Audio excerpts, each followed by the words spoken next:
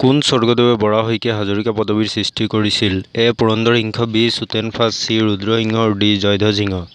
শুদ্ধ উত্তৰ option B চুতেনফা। কাৰ শাসনকালত মিৰ্জুমলাই গড়গাঁও অধিকাৰ কৰিছিল? এ. জয়ধ্বজ সিংহ, বি. ৰত্নধ্বজ সিংহ, চি. চন্দ্ৰধ্বজ সিংহ, ডি. গদাধৰ সিংহ। শুদ্ধ উত্তৰ এ. জয়ধ্বজ সিংহৰ। অসমীয়া মানুহৰ বিয়া বাৰুত হালধি ব্যৱহাৰ প্ৰথাটো কোন জনগোষ্ঠীৰ অৱদান? এ. আহোম, বি. চুতীয়া, চি. দ্ৰাবিড় আৰু ডি. বড়ো। শুদ্ধ উত্তৰ অপচন চি দ্ৰাবিড়সকলৰ। অসমত বড়ো কছাৰীসকলে পালন কৰা মুখ্য উৎসৱটো কি? এ. বিহু, বি. বৈশাগু, চি. আলি আই লৃগাং, ডি. মহোহো। শুদ্ধ উত্তৰ বি. বৈশাগু। অসমত মিচিংসকলে পালন কৰা উৎসৱটি কি? A. Ali Aye Ligang, B. Baishagu, C. Bihu, D. Chomangkan. A. Ali Aye Ligang. Chomangkan কোন জনগোষ্ঠীৰ মৃত অনুষ্ঠান? A. Dimasa, B. Kachari, C. Bodo আৰু ডি. কাৰ্বি। শুদ্ধ উত্তৰ অপচন ডি কাৰ্বিসকলৰ। চুতীয়াসকলৰ পুৰোহিতসকলক কি বুলি কোৱা হয়? এ. দেউৰী, বি. বামুণ, চি. নামঘৰীয়া, ডি. ভকত। শুদ্ধ উত্তৰ এ. দেউৰী। চুতীয়া ৰাজবংশৰ প্ৰতিষ্ঠাতা কোন আছিল?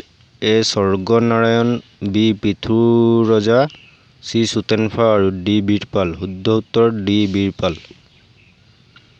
উত্তৰ কাছাৰৰ পাহাৰীয়া ঠাইৰ কছাৰীসকলক কি বুলি কোৱা হয়? এ. ডিমাচা, বি. বড়ো, চি. কাৰ্বি আৰু ডি. কছাৰী। শুদ্ধ উত্তৰ অপচন এ. ডিমাচা।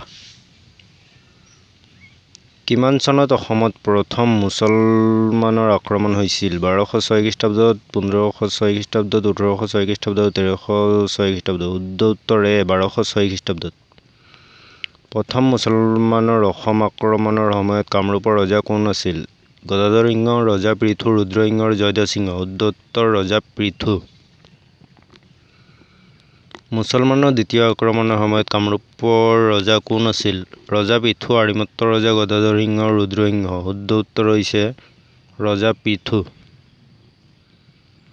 শৰাইঘাটৰ যুদ্ধ কোন চনত হৈছিল? 1671, 1761, 1865 আৰু 1562। শুদ্ধ উত্তৰ 1671।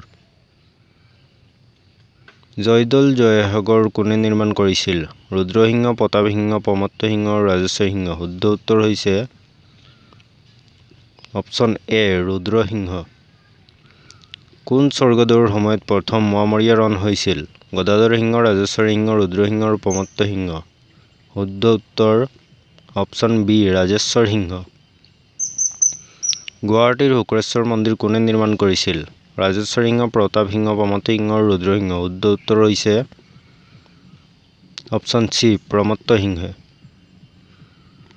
মানে কেইবাৰ অসম আক্ৰমণ কৰিছিল? এবাৰ, দুবাৰ, তিনিবাৰ আৰু চাৰিবাৰ। শুদ্ধ উত্তৰ হৈছে অপচন চি তিনিবাৰ। অসমলৈ কোনে মান আনিছিল? বদন চন্দ্ৰই, ইছমাইল ছিদ্দিক, গদাপাণি আৰু ৰত্নধ্বজ সিংহই। শুদ্ধ উত্তৰ হৈছে অপচন এ বদন চন্দ্ৰই। ইয়াণ্ডাবু সন্ধি কোন চনত হৈছিল? 1933, 1826, 1785 আৰু 1565। শুদ্ধ উত্তৰ হৈছে 1826 চনত।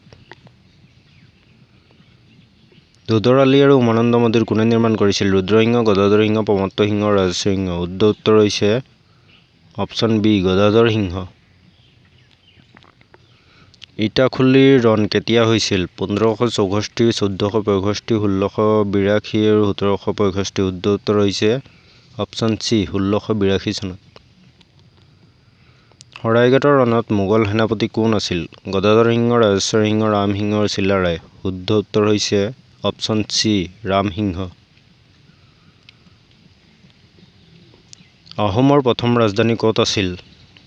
কামৰূপ, শিৱসাগৰ, গুৱাহাটী আৰু চৰাইদেউ।